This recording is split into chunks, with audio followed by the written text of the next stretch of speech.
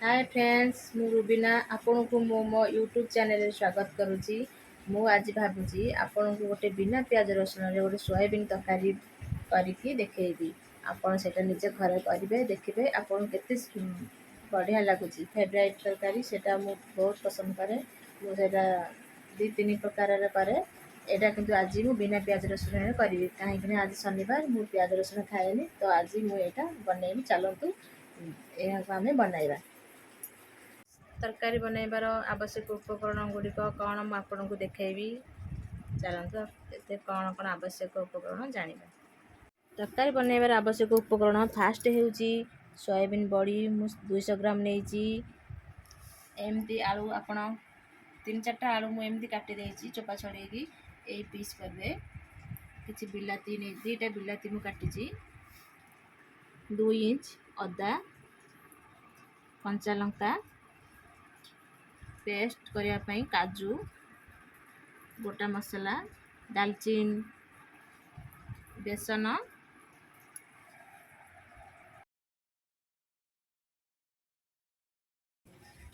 लंका गुंड लूण हलदी जीरा गुंड चिकन मसाला आवश्यक अनुसार तेल आउ गरम मसाला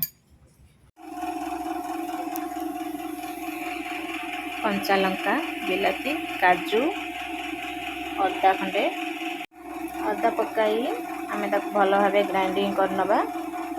फाइनली आम मसला ग्राइंडिंग हो गला एमती ग्राइंडिंग करने किछि पानी ऐड करिया 1 स्पून लूण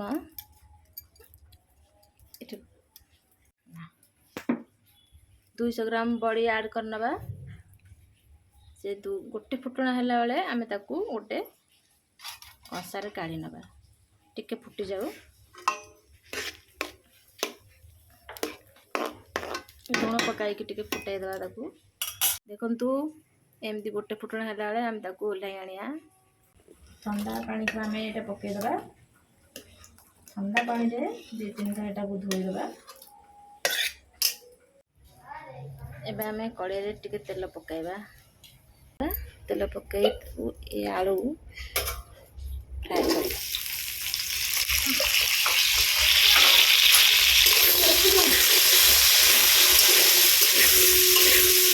टिके हलदी टिके लूण ऐड करिया। हलदी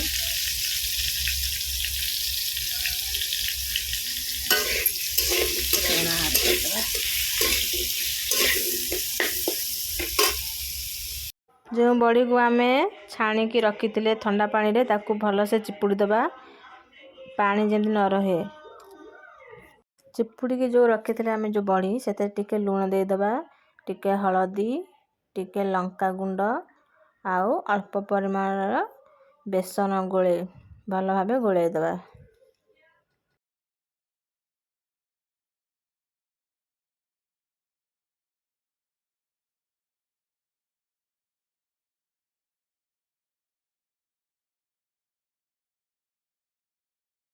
एथर आलू भल से भाजी हो गला ताकू आमे आम प्लेट रे भल से काढ़ी दबा।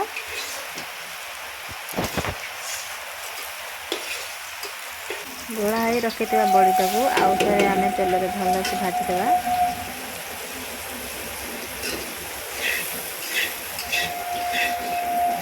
एथर आमे मसाला प्रस्तुत करबा। प्रथमे गरम मसाला पके दबा चिकन मसाला टिके हलदी लंका गुंड टिके हलदी गुंड टिके पानी टिके देई सेको आमे घांटी दबा भल से।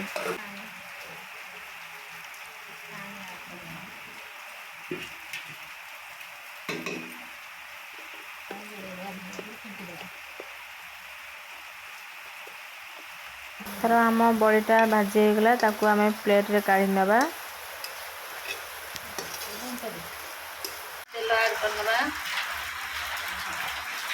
कलर पे चिनी ऐड करबा। हल्का हल्का चले नबा टिके कलर आसला परे आमे गोटा मसला पकेबा। बंद खंडे दालचीन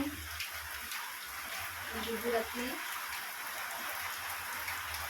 ପରେ ଏ ଯେଉଁ ଗୋଳେଇକି ଯେଉଁ ରଖିଥିବା ମସଲା ସେଥିରେ ଆଡ଼୍ କରିଦେବା। ତାକୁ 2 ମିନିଟ୍ ଏମିତି ଚଲାଇବା। ବନ୍ଦ କରିଦେ। ମୁଁ ଗ୍ରାଇଣ୍ଡର ଆମେ ଯେଉଁ କାଟିକି ରଖିଥିବା ଯେଉଁ ମସଲାଟା ଗ୍ରାଇଣ୍ଡିଙ୍ଗ କରି ରଖିଥିବା ସେଇଟାକୁ ପକାଇବା।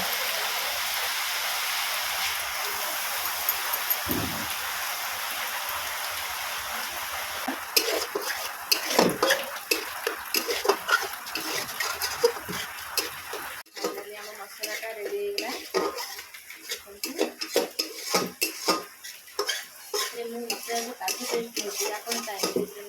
ଭଜା ହୋଇଥିବା ଆଳୁକୁ ପକାଇ ଆମେ ଭଲସେ କଷିବା।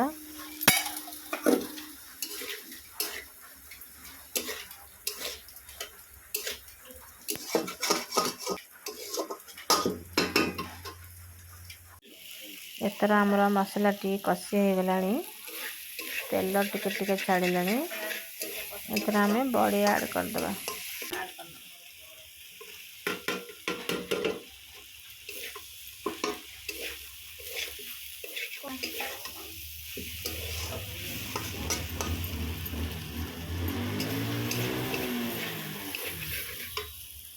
ଏଥର ଆମେ ପାଣି ଆଡ଼୍ କରିଦେବା।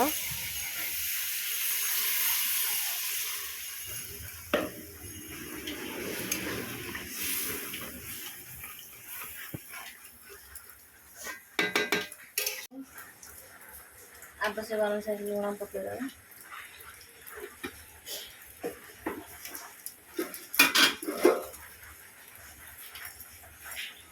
ସେଠି ଦେଖା ମତେ ଘୋଡ଼ାଇ ଦେବା। ବସ ଫୁଟୁଛି। ଫାଇନାଲି ତରକାରୀ ହେଇଗଲା। ଆପଣ ଚାହିଁଲେ ଆଉ ଟିକେ ପାଣି ବି ରଖିପାରିବେ। ସେଥିରେ ମୁଁ ବେଶୀ ପାଣି ରଖୁନି, ମୁଁ ରୁଟିରେ ଖାଇବି। ସେଥିରେ ଆପଣ ଧନିଆ ପତ୍ର ଆଡ଼୍ କରିପାରିବେ, ଧନିଆ ପତ୍ର ପକାଇପାରିବେ।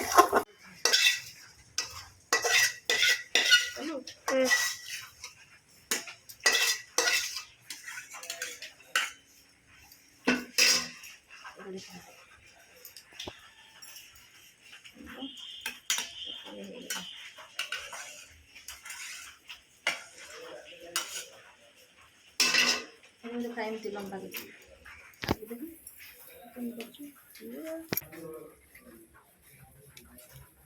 ଏଥରକ ହେଇଗଲା ଆମ ତରକାରୀ।